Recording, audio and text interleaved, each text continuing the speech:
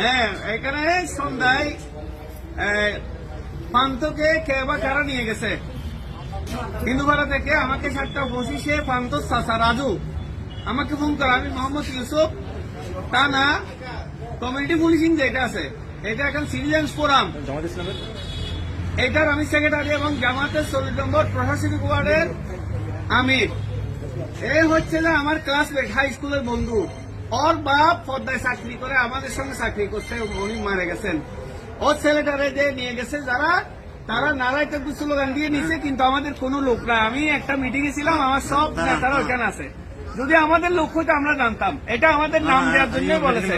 আরেকটা বিষয় জানাই, আমরা দুর্গাপুজোর সময় 50 জন স্বেচ্ছাসেবক দিয়েছি জামাত শিবিরের পক্ষ থেকে, এবং আমি 10টার মধ্যে 9টা পূজা মণ্ডপ সবর করেছি।